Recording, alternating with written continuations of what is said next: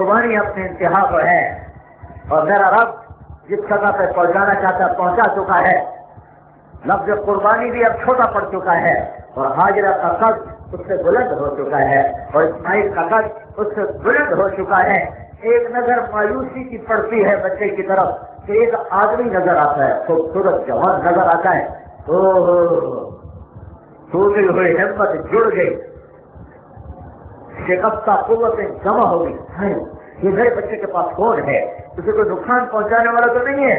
تو ساری شکستہ ہمتیں ممتا نے انہیں پھر جیسے پیٹرول بھرا, ممتا کا پیٹرول بھرا اور اپنی شکستہ اور تھکی ہوئی ہڈیوں کو اور وجود کو اٹھایا اور ایک بجلی کی لپک کی طرف اور کودنے کی طرف دوڑی ہیں اور بھاگی ہیں. قریب آ کر دیکھا تو وہ انسان غائب ہے اور اسماعیل کی ایڑیوں کے نیچے سے پانی ابل رہا ہے. ہاں یہی میرے اللہ کا دستور ہے, یہی میرے اللہ کا نظام ہے. یہ امتحان کی جگہ ہے. یہ طرف گجرا والے کے پائے کھانے کے لیے نہیں پیدا ہوئے کہ پائے کھاندے جاندے پائے کھاندے, اس کو نان تو اس کو پاگے اس کو لگتی سمجھ کی پھیلا نہیں ساری کیا بہت ہو گئی. ہائے ہائے ایڑیاں لگی اور چشمہ ابلا اور ایسے جوش میں آیا. پھر نبی کی ماں نے کہا رک جا رک جا رک جا. ابرانی کا لفظ رک جا رک جا رک جا. پھر نبی نے کہا رحم اللہ ام اسماعیل, اللہ اسماعیل کی ماں پہ رحم کرے. اگر وہ زم نہ کہتی تو پورے عرب میں اللہ دریا چلا دیتا, لیکن اللہ نے یہاں دریا دینا نہیں تھا. حکمتیں تھیں, ایک نسل تیار کرنی اور اس میں کائنات کا سردار تیار کرنا ہے. کچھ اوروں کے ساتھ ملانا نہیں, خالص خون چاہیے, ملاوٹ والا خون نہیں چاہیے. پانی نکلا, زندگی کا سامان بنا.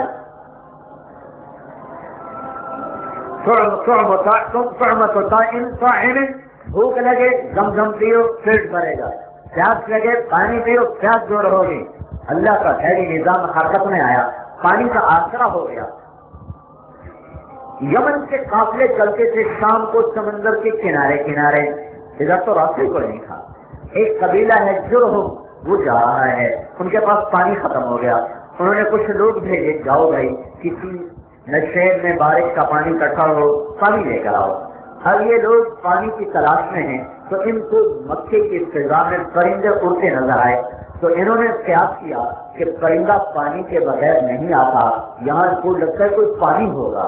یہ وفد وہاں پہنچا تو حضرت ہاجرہ علیہ السلام وہاں موجود ہیں اور پانی کا چشمہ ابل رہا ہے. انہوں نے آ کر پانی مانگا, انہوں نے عطا فرمایا. یہ واپس گئے, پورا قبیلہ آیا. اب اللہ تعالیٰ مکے کی آبادی کا نظام چلا رہا ہے. یہ قبیلہ آیا, اس زمانے کی شرافت دیکھو, ایک عورت کو قتل کرنا کیا بات. کئی سو افراد کا قبیلہ ہے, وہ کہتے ہیں بہن ہم یہاں رہ سکتے ہیں, ہمیں اجازت ہے. کہاں ہاں اجازت ہے, لیکن پانی کا چشمہ میرا ہوگا.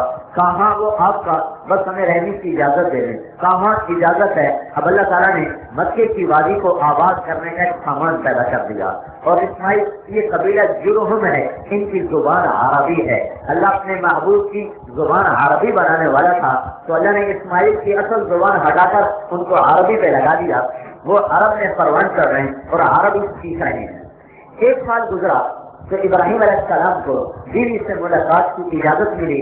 پر یہ عجب اجازت ہے اور انوکھی اجازت. جب یہ وہاں سے آتے ہیں, روزانہ ہاجرہ وہ گھاٹی دیکھتی تھی جہاں سے خامد کو جدا کیا تھا, کہ یہاں سے محبوب جدا ہوا تھا. نظریں روزانہ اس گھاٹی کا طواف کرتی تھی. پھر ایک دن وہ انتظار کی گھڑیاں ختم ہوئی اور دل خوشی سے اچھل کے منہ کو آیا کہ کیا دیکھا, اسی گھاٹی سے خامد چلا آ رہا ہے. عورت کے لیے سب سے بڑی قربانی خامد کی جدائی ہوتی ہے, اولاد سے بھی زیادہ خامد کی جدائی. اور اگر خامد ابراہیم جیسا ہو تو وہ قربانی کیسی ہوگی. سواری اتری, بٹھایا, بیٹھے میں ام اسماعیل آئی, حضرت ہاجرہ مرحبا بسم اللہ، آنکھیں ٹھنڈی ہو گئی، سینہ ٹھنڈا ہو گیا، آئیے تشریف لائیے۔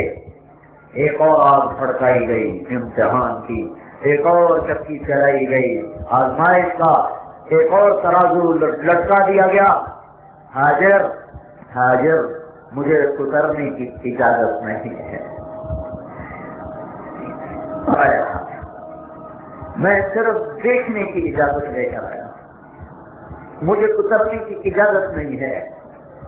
تو اس وقت اماں ہاجرہ نے کہا میں اللہ کی تقدیر پر راضی ہوں۔ کیا اتنی اجازت ہے کہ میں آپ کا منہ دھو دوں، آپ کے ہاتھ دھو دوں، آپ کے پاؤں دھو دوں؟ یہ اللہ نے ہمیں پانی دیا ہے، بڑا مقدس پاک پانی، اس کا یہ قصہ ہے، خامد کو قصہ سنایا، کہاں یہ اجازت ہے۔ وہ ایک بڑے پیالے میں پانی لے کر آئی کٹورے میں، اور اس سے اپنے خامد کا منہ دھویا۔ کیا آنسو چھلک رہا ہوگا ہاجرہ کا اس وقت۔ سال نہ آتے تو اچھا تھا کہ صبر کا بند قائم تھا، ان کے آنے نے صبر کا بند توڑ دیا، اب دوبارہ اس بند کو باندھنے میں پتہ نہیں کتنے دن لگیں گے، کتنے مہینے لگیں گے، کتنی گھڑیاں پھر تڑپ سے گزریں گی۔ میرے رب تو دینے سمجھ، منہ دھو رہی ہیں، داڑھی دھو رہی ہیں، ہاتھ دھو رہی ہیں، پاؤں دھو رہی ہیں، اور چپتے چپتے آنسو بہا رہی ہیں۔ بچے کو گود میں دیا، اس ابراہیم پہ کیا گزری ہوگی جب انہوں نے سال کے بعد چند گھڑی بچے کو دیکھنے کی اجازت ہے اور پھر حوالے کر کے واپس جانا ہے۔ بڑھاپے کی عمر ہے، 87-88 سال کی عمر ہے، سینے سے لگایا، پیار کیا، کن نظروں سے دیکھا ہوگا۔ بچے کو تو نہیں پتا میں کس کی گود میں ہوں، پھر باپ کو تو پتا تھا میں کسے دیکھ رہا۔ 7 برس جس کے لیے اللہ سے مانگ مانگ کے گزار دیے کہ رب لی میرا اے اللہ ایک بچہ دے، آج وہ آیا ہے تو ملنے کی یوں اجازتیں مل رہی ہیں، بس واپس چلو۔ ماں نے بچے کو گود میں لیا، خامد کو پھر الوداع کہا، اور پھر وہی حسرت بڑی نظریں ان کا ثواب کرتی رہی یہاں تک کہ وہ نظروں سے اوجھل ہو گئے، اور پھر وہ بوجھل قدموں سے واپس ہوئی ہیں، پھر سینے پہ پتھر رکھتے اللہ ہی جانے کتنی مدت گزری ہوگی۔ یہ کیا ہو رہا ہے؟ یہ محمد رسول اللہ صلی اللہ علیہ وسلم کی آمد کا انتظام ہو رہا ہے، میرے نبی کے آنے کا انتظام ہو رہا ہے، بہت گہری بنیاد کھودی جا رہی ہے۔ پھر بیچ میں 4 سال یا 5 سال یا 6 سال اللہ ہی جانتا ہے، بیچ میں وقفہ ہے، اور پھر میرے اللہ کا ایک اور امتحان آتا ہے۔ ابراہیم اٹھو، چھری تیار کرو، اور منزلوں پہ منزلیں طے کرو، اور جو اسماعیل تمہیں دیا تھا اسے میرے امر پہ جا کے ذبح کر دو۔ ذبح اب عمر 90 سال سے اوپر ہو چکی ہے، 91 ہے، 92 ہے، 93 ہے، 94 ہے، یہ سارے تخمینی عدد ہیں، تحقیقی نہیں، لیکن پھر یہ بات تحقیقی ہے کہ عمر 90 سال سے اوپر ہو چکی ہے۔ 90 سال کا آدمی تو مرغی نہیں ذبح کر سکتا، اسے کہا جا رہا ہے بچہ ذبح کر دے۔ اب چھری ساتھ ہے اور اونٹنی کا سفر ہے، اس ابراہیم خلیل اللہ علیہ السلام پر ایک ایک قدم کتنا بوجھل بن رہا ہوگا، یہ تصور کرتے ہوئے کہ اسماعیل کو ذبح کروں گا، کیسے کروں گا، کس رخ لٹاؤں گا، اس کی شکل دیکھ کر میرے دل پر کیا گزرے گی، اس کے خوبصورت چہرے کو دیکھتے ہوئے، اس کی خوبصورت گردن پہ چھری چلاتے ہوئے، اس کے معصوم بدن پہ چھری چلاتے ہوئے میرے اوپر کیا گزرے گی، میں یہ کر سکوں گا کہ نہیں کر سکوں گا، ہے یہ کیسے ہوگا۔ یہ پورا 1 مہینہ یا 3 ہفتے کا سفر اسی ادھیڑ بن میں گزرا، اسی ادھیڑ بن میں کیا کیا صدمے گزرے۔ اب پہنچے، بیوی کو نہیں پتا آج ابراہیم کیوں آیا ہے، بچہ آج پہلی دفعہ بہوش و حواس اپنے باپ کو دیکھ رہا ہے۔ ماں نے کہا ہوگا بیٹا یہ ہے تیرے باپ اور اللہ کے نبی ابراہیم، تو باپ سے بچہ کیسے چپتا ہوگا، اس کی ٹانگوں سے کیسے لپتا ہوگا۔ یہ جو لوگ باہر ملکوں میں مزدوری کرتے ہیں، جب وہ واپس آتے ہیں تو عام طور پر ایئرپورٹ پر یہ منظر دیکھنے کو ملتے ہیں، جب ان کے بچے ان کو مل رہے ہوتے ہیں نا، ایک عجب منظر ہو. تو اسماعیل نے جب ابراہیم کی گود میں چھلانگ لگائی ہوگی تو وہ کیا منظر ہوگا, اور اسماعیل کو پتہ ہی نہیں میرے ساتھ ہونے کیا والا ہے. کیا باتیں کی ہوگی, کیا لاڈ کیے ہوں گے, کیا اپنی معصوم خوبصورت انداز میں اپنے باپ کا دل خوش کیا ہوگا, تو کیا کیا ان کے گلے میں باہیں ڈال کر وہ جھومے اور جھولے ہوں گے. اور ایک اندر میں جنگ ہے ابراہیم کے جس کو ان کے سوا جانتا کوئی نہیں ہے.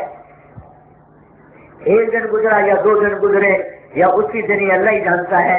فرمایا ہاجرہ بچے کو تیار کرو, میں سیر کرانے لے جا رہا ہوں. بچہ اچھل رہا, واہ واہ میرے ابا مجھے سیر کرانے لے جا رہے ہیں, مجھے سیر کرانے لے جا رہے ہیں. بچے کتنے خوش ہوتے ہیں جب والدین ان کو لے کر پارک میں لے جاتے ہیں, جھولوں میں لے جاتے ہیں, وہ کیسے اچھلتے ہیں. تو اسماعیل بھی ایسے ہی اچھل رہا تھا, خبر نہیں کہ ہونے کیا والا ہے. انگلی پکڑی اور چل دیے, مینا کی طرف رخ ہو گیا. پیچھے شیطان آ گیا ہاجرہ کے پاس.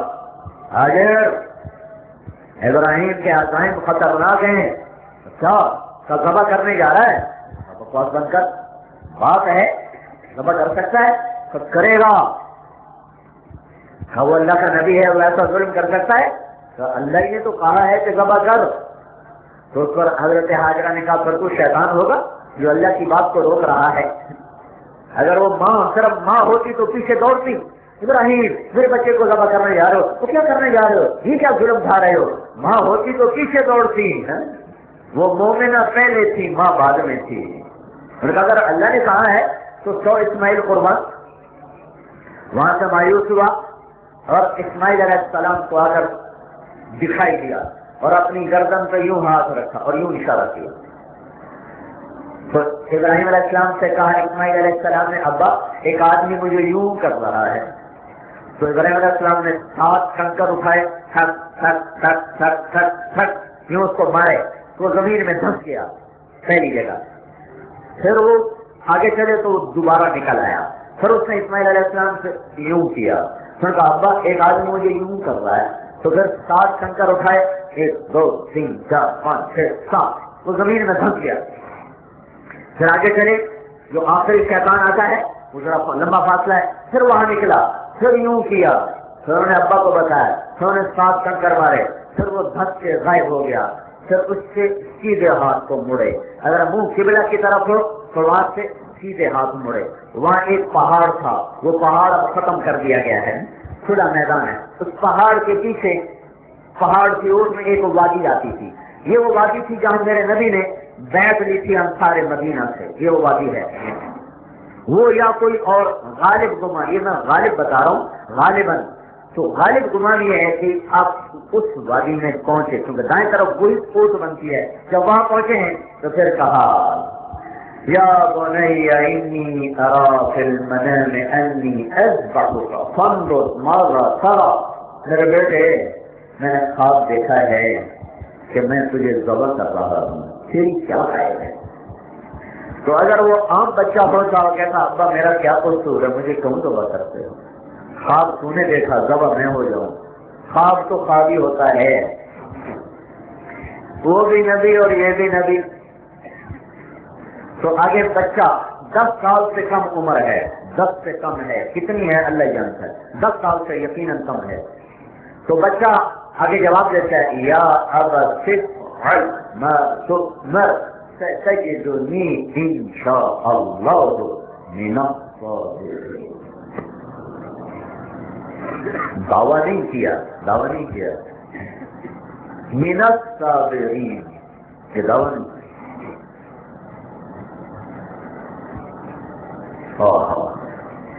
موسیٰ علیہ السلام نے کہا ستجدنی انشاء اللہ صابرا ولا اعصی لک امرا. تو اللہ کو یہ بات بھی پسند نہ آئی اور تینوں ہی جگہ ٹوک دیا. اسماعیل نے یہ نہیں کہا ستجدنی انشاء اللہ صابرا, اسماعیل نے کہا ستجدنی انشاء اللہ من الصابرین. یہ تواضع کی انتہا ہے. ابا میں پوری کوشش کروں گا کہ صبر والوں میں میرا نام آ جائے.